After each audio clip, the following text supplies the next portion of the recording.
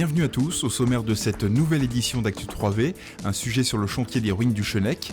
Dans la minute culturelle, Bernard Bischoff, passionné de photos, nous présentera son second ouvrage et Michel Ernst nous invitera à un moment de poésie.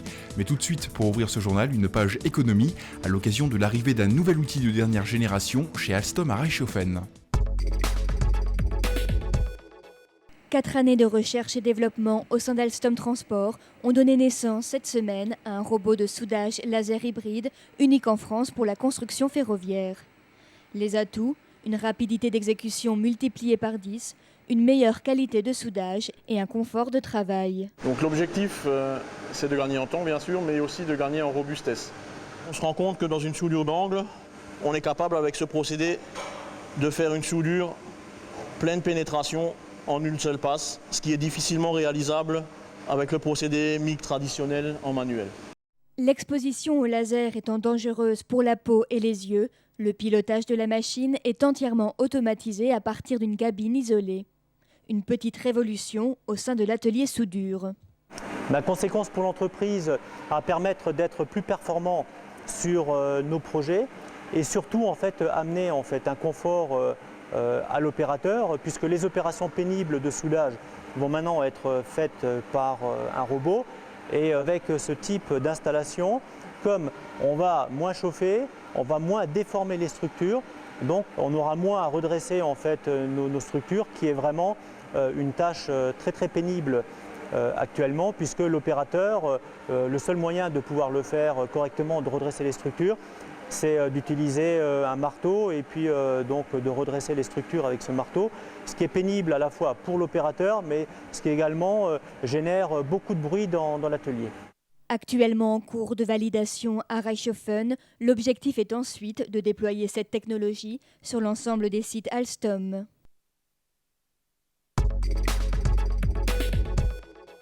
À 5 km de Winstein, direction Obersteinbach, ce panneau discret invite le promeneur à venir découvrir une des ruines de châteaux les mieux conservées des Vosges du Nord. C'est en 2000 que l'association Kunulmergrün, regroupant tailleurs de pierre, charpentiers et archéologues passionnés, s'est constituée afin de prendre en charge la sauvegarde de ces pierres. Lors des Journées du patrimoine, les marcheurs de passage ont pu bénéficier d'une visite guidée de ce monument spectaculaire. C'est une histoire très riche qui a duré, qui s'est étalée sur 5 siècles à peu près. Donc ça a commencé à peu près au XIIIe siècle. Donc les parties hautes du château sont de cette époque-là. Puis il s'est étendu avec des basses-cours en contrebas au XIVe, XVe et XVIe siècle. Il a été ensuite adapté aux armes à feu. Donc on retrouve des bastions avec des bouches à feu, donc pour des canons et des arquebuses et autres.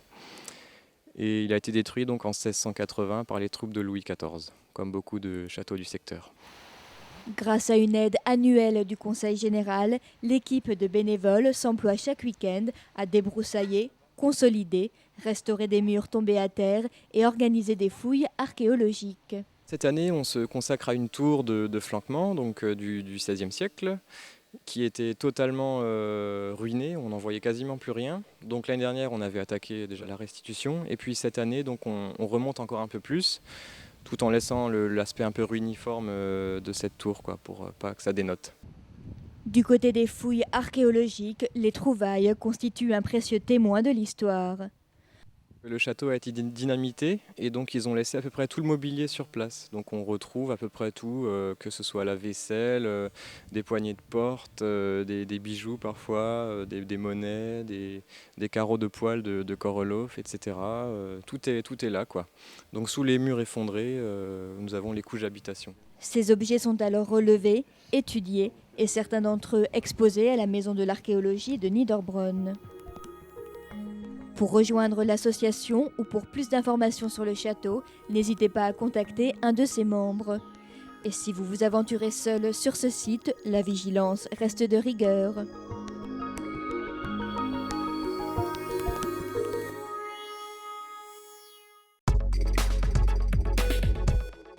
la photographie vient en aide à la nature, c'est la mission que s'est donnée Bernard Bischoff. Pour ce chasseur d'images résidant à Reichshofen et passionné de photos depuis l'âge de 12 ans, c'est avec la réalisation d'ouvrages qu'il y contribue aujourd'hui. Ces différents clichés panoramiques invitent le lecteur à prendre conscience de la préservation des espaces naturels face aux besoins toujours croissants de l'homme. C'est avec l'édition du second tome, intitulé Quête de lumière, que l'auteur réussit à nouveau aujourd'hui. On est content de récupérer un produit qui peut-être nous ressemble et qui traduit au mieux ce qu'on vit tous les jours et ce qu'on a envie de montrer. Et le principe de la photo panoramique apporte certainement un petit plus parce qu'on a plus un effet de grandeur. On arrive mieux à restituer ce qu'on voit lorsqu'on est en pleine nature. Pour Bernard Bischoff, mettre en valeur la nature demande un vrai travail d'investigation dans la découverte de lieux stratégiques pour la prise de vue. Il s'agit de reconnaître le terrain, de bien connaître des endroits, trouver un petit peu les scènes de brouillard, des scènes sympathiques qui allient l'eau, les rochers, qui sont quand même des particularités marquantes de notre région. Il y a pas mal d'endroits qu'on aurait bien envie de garder et de transmettre à nos enfants pour qu'ils puissent également en profiter.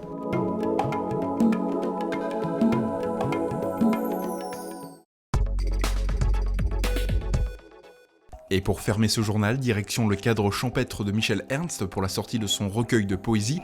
Pour cette Niederbronnoise qui a pris possession de sa plume de poète il y a 15 ans, elle concrétise aujourd'hui avec cet ouvrage et la diffusion récemment de l'un de ses textes dans la presse écrite locale, l'aboutissement de son travail. Et pour tout savoir sur sa source d'inspiration qui fait son succès, nous l'avons rencontrée. Ça peut être n'importe quoi, ça peut être un mot, un comportement, ça peut être, qu'est-ce que ça peut être? Les fleurs surtout, la nature beaucoup.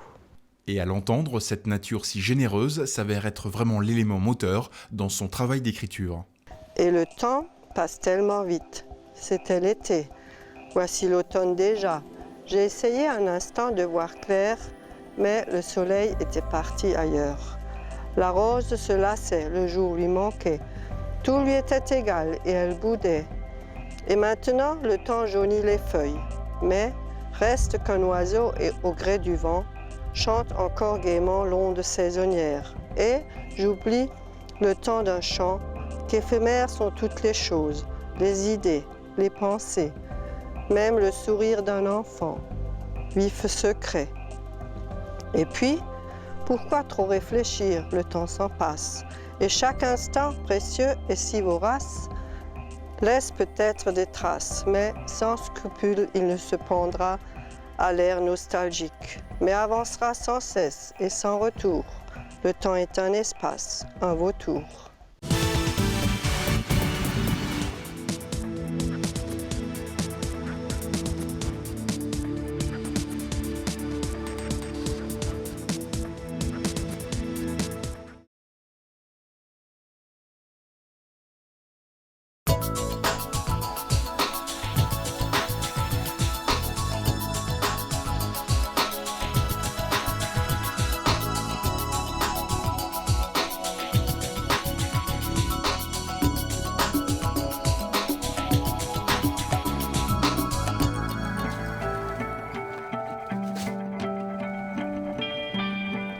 Savez-vous ce que deviennent vos ordures ménagères?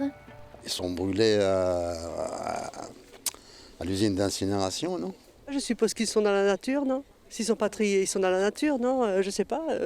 Je pense qu'ils les ont enfuis, mais je ne sais pas trop ce qu'ils font après. Voilà, c'est tout ce que je sais.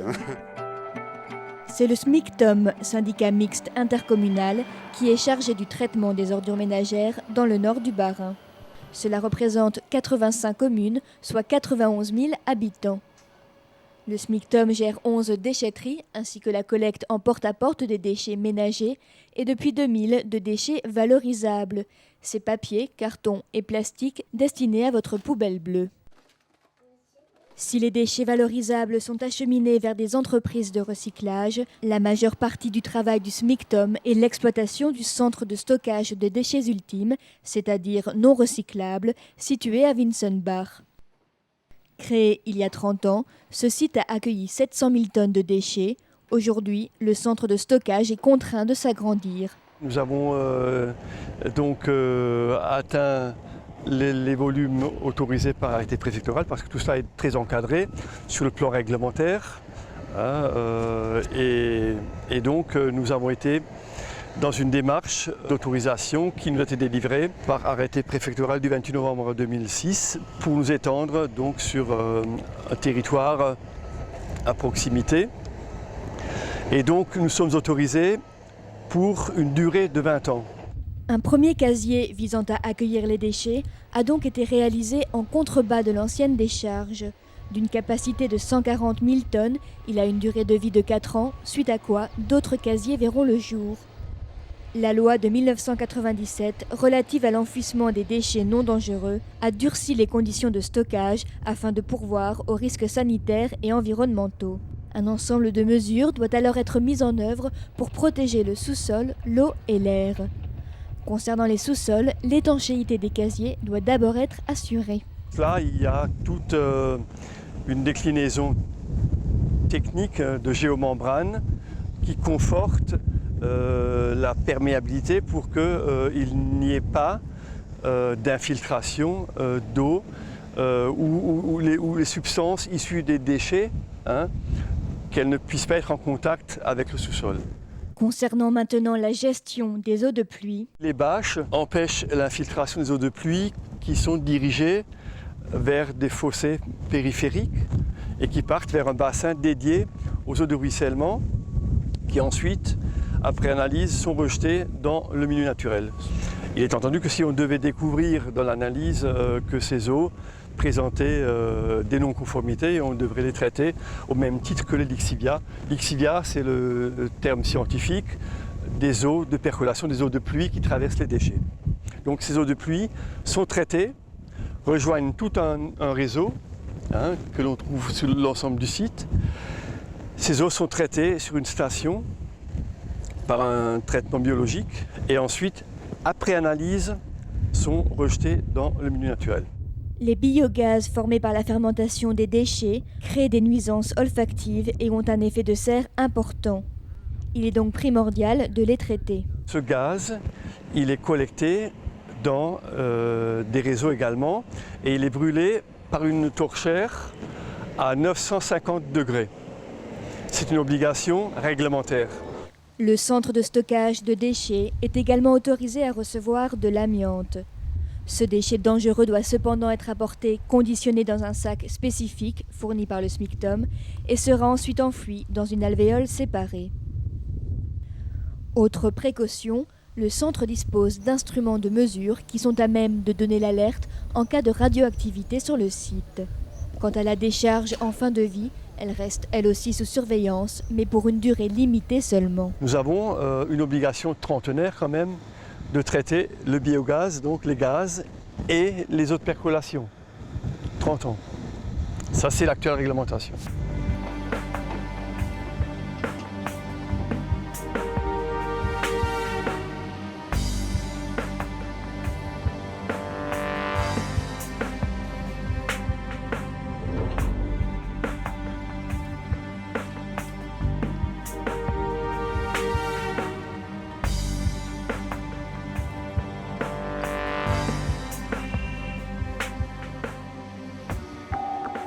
Malgré ces règles strictes et des contrôles réguliers de la Direction régionale de l'industrie, de la recherche et de l'environnement, les risques de pollution et la viabilité des infrastructures sur le long terme inquiètent les écologistes.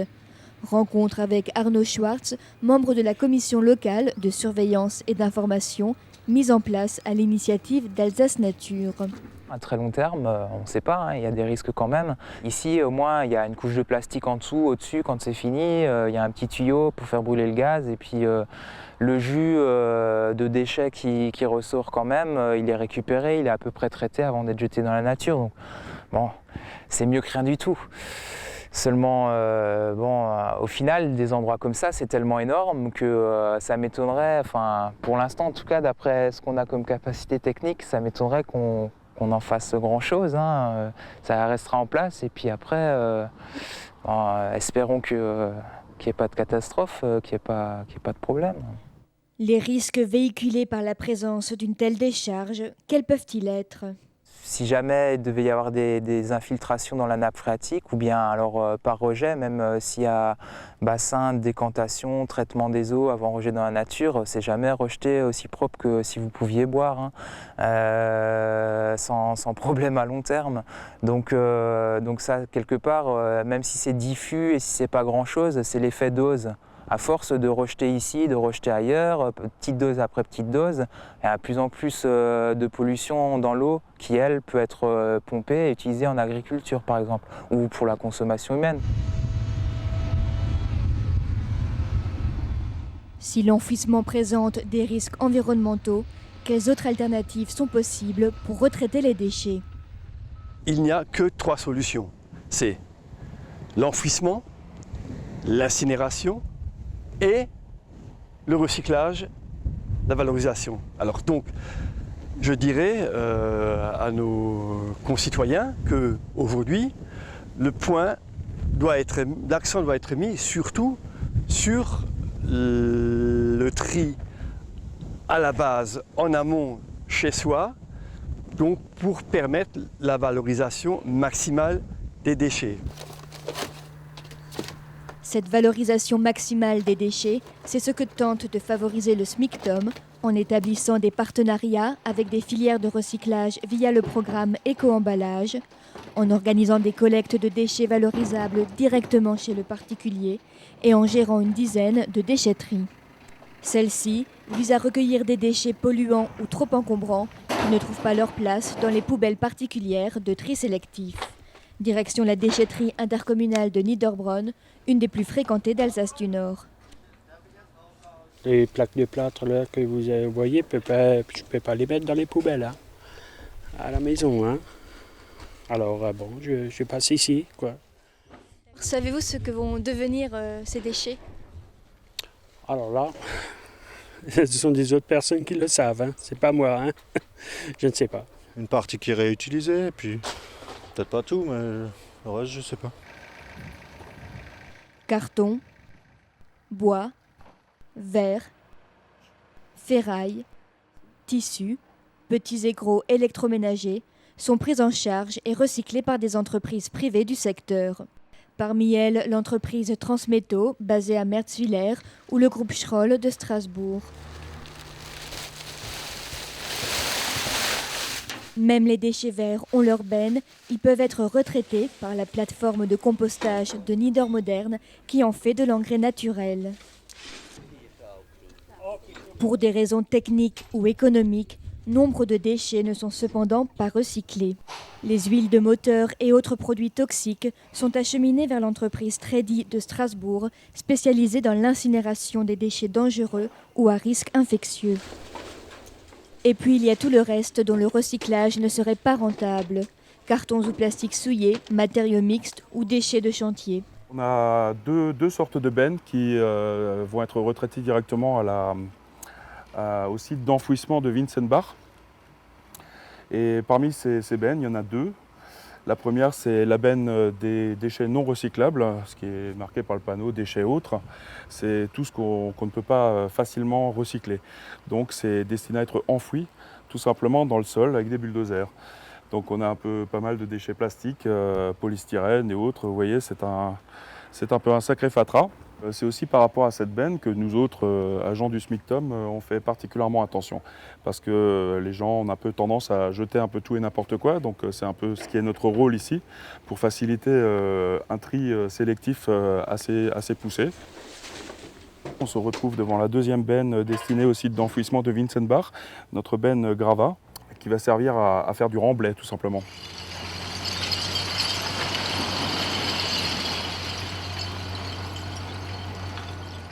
Selon le dernier bilan des installations de déchets ménagers et assimilés, avec 30% de déchets triés, l'Alsace se place en tête des régions soucieuses du recyclage. Cette évolution se ressent d'ailleurs à Winzenbach, où le nombre moyen de tonnes de déchets reçus par an a diminué depuis 2005. Mais ces résultats restent insuffisants pour les principaux concernés. Il y a encore 40% des gisements de verre qui finissent dans un trou ou en incinération, alors que le verre, là aussi, est recyclable à vie. Et donc il est très important en termes d'écologie mais aussi d'économie, de faire un maximum le geste de tri. Par exemple, les canettes de bière, les canettes de coca aussi. On incite les gens, les boîtes de conserve aussi, de les amener en déchetterie dans la benne ferraille. Pourquoi ? Le métal, il est recyclable à vie. Outre le tri sélectif, des initiatives s'organisent en Alsace du Nord pour sensibiliser le public à l'environnement, tels que ces cycles d'information sur le compostage. Mais cette évolution des pratiques et des mentalités souhaitées pourra-t-elle se faire à grande échelle, sans mesures coercitives ? Il faudrait peut-être des contrôles dans les poubelles et puis des amendes ou des surcoûts pour que les gens ils arrêtent de jeter des choses putrescibles dans les poubelles. À ce titre, des poubelles à puces seront expérimentées dans la communauté des communes de Niederbronn début 2009. L'objectif, faire payer à l'usager une redevance modulée en fonction de la fréquence à laquelle sa poubelle est collectée. Du particulier à l'industrie, la préservation de l'environnement ne pourra se faire qu'avec la participation de tous. Si les élus ils avaient un peu plus de courage, pas juste toujours caresser les gens dans le sens du poil, mais aussi leur dire des fois, si vous ne faites pas plus d'efforts, il y a des conséquences aussi, il faut que vous le sachiez, soyez conscients, parce que vos enfants, un jour, peut-être, ils ne vous feront pas de cadeaux si vous continuez comme vous faites.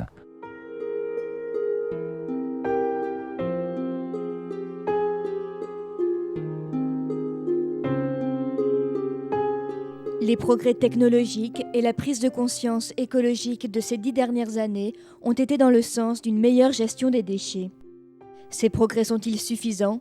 Les risques environnementaux sont-ils vraiment réduits ? Face à la dégradation brutale de notre environnement, beaucoup déplorent l'insuffisance des solutions actuellement mises en place. Volontarisme politique, vigilance pédagogique, invention de nouveaux modes de production et de consommation, des solutions existent pourtant, reste à les mettre en œuvre et à grande échelle.